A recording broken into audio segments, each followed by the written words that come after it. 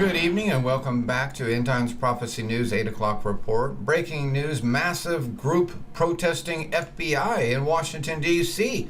Look who it is. Fans and followers of the rap group ICP, who call themselves Juggalos, are protesting in the FBI in Washington, D.C. Okay, Juggalos. All 15 seconds of the Juggalos. FBI. More respectful people.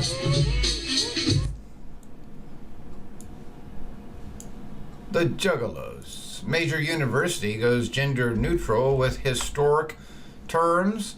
Yale has broken new ground by replacing the terms freshmen and upperclassmen with gender neutral terms.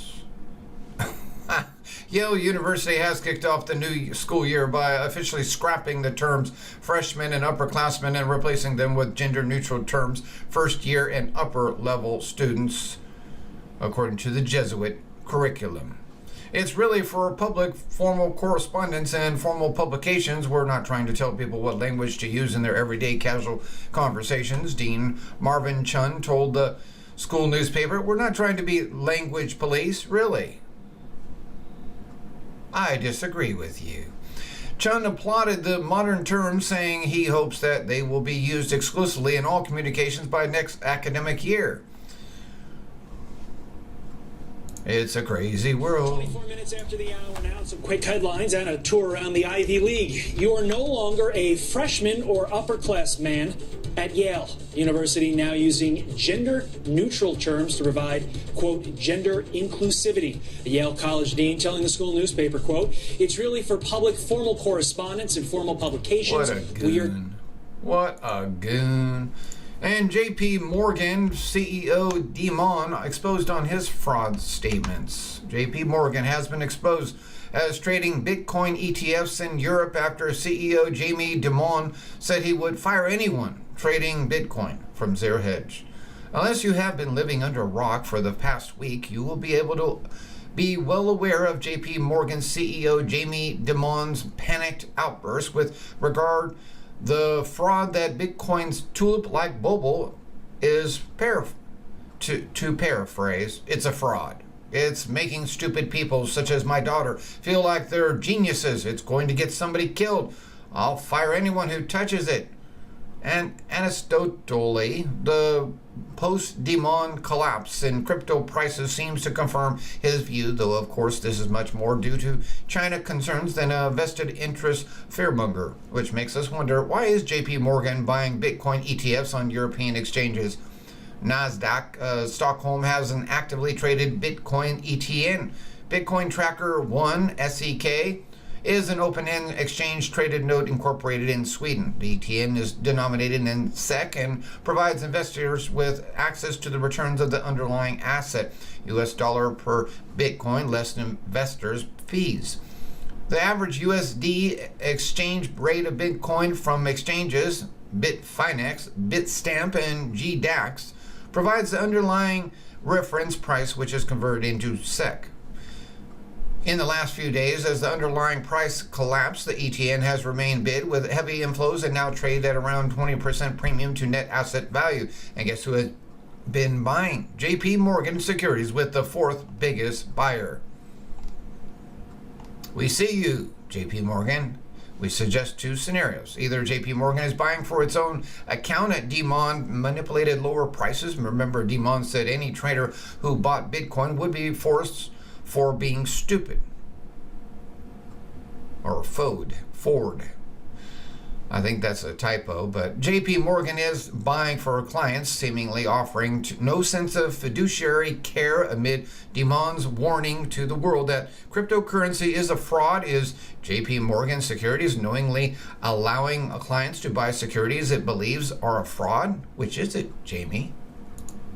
And check out what weapons were excluded from the police confiscation at rally. This is going to make you happy. Richmond, Virginia police are banning and confiscating weapons ahead of a rally today. Wait, hold on. But they are refusing to ban or confiscate guns due to the right being constitutionally enshrined.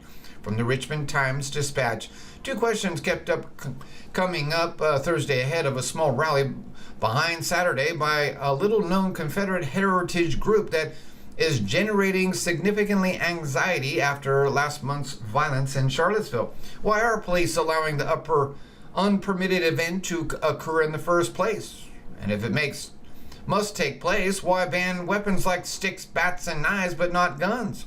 At a community forum organized for residents by police, Chief Alfred Durham responded repeatedly that his hands are tied on both accounts.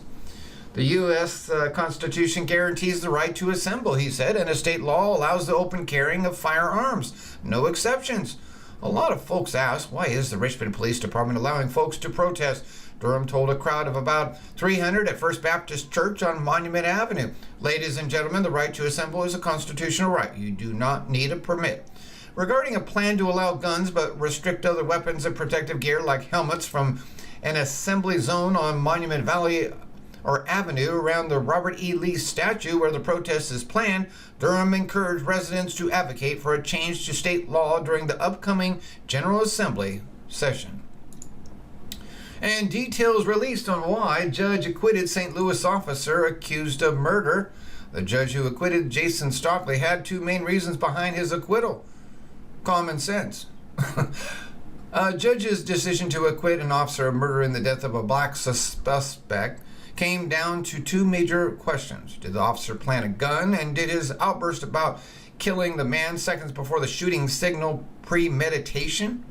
St. Louis Circuit Judge Timothy Wilson determined Friday that prosecutors failed to prove beyond a reasonable doubt that Jason Stockley's use of deadly force was not justifiable self-defense. Anthony Lamar Smith was killed in the 2011 encounter.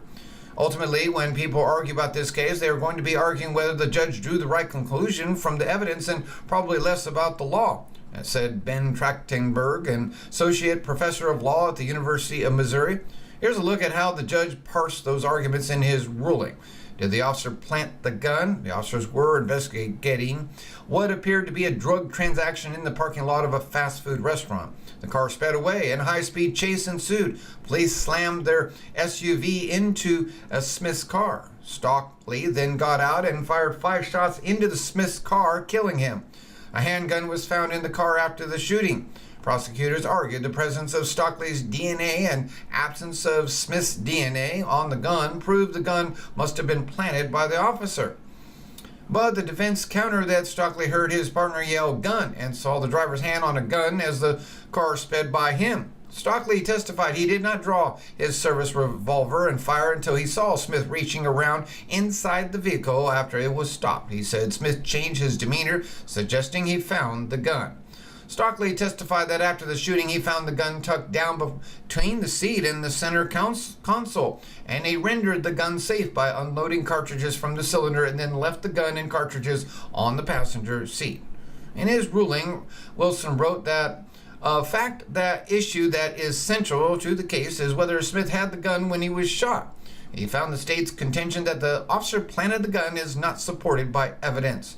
A full-size revolver was too large for the officer to hide in his pants pockets, and he was not wearing a jacket, the judge said. If the gun had been tucked into his belt, it would have been visible by a bystander's video that showed Stockley walking between the police car and Smith's car he found.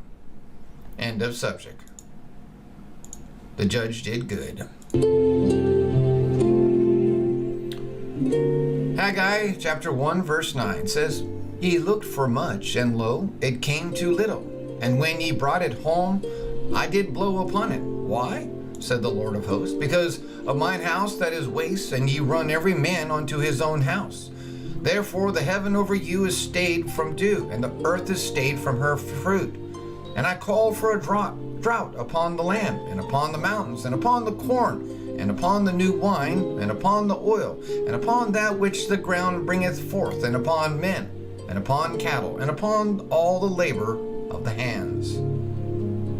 Thank you for listening. Ladies and gentlemen, I would love to share with you a precious metal that is about to go ballistic on the stock market. Due to supply going down and demand surging upwards, this precious metal, called magic metal, is expected to go up in value 3,000% according to a long-time professional in the market who has already succeeded in predicting the same predictions in over 10 commodities from the past. I'm telling you, this is the chance of a lifetime. This is not a scheme. This man has been on many news reports and spoken throughout the world in many conferences and universities. He is seeing the stock price of this precious metal will go up by far than any other prediction he has already succeeded in. And you can get in today for as little as $50 as your stock investment goes toward a new mining operation in Canada, which is expected to bring forth billions, if not trillions, of dollars of wealth to those who take advantage of this great opportunity. Please watch the 35-minute video down below for all extensive information on how you can change your future today. I approve all of my commercials and will be investing my own money in this as well. Thank you for supporting my conservative news channel today. God bless. If my people, which are called by my name,